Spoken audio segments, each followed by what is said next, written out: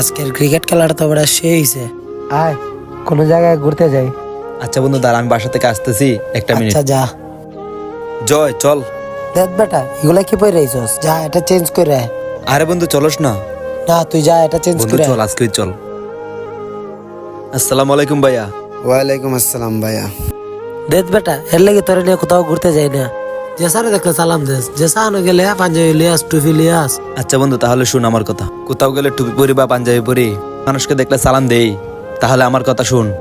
টুপি পরা আমাদের নবীর সুন্নত, পাঞ্জাবি পরা আমাদের নবীর সুন্নত, রাস্তায় কাউকে সালাম দেওয়া এটাও আমাদের নবীর সুন্নত।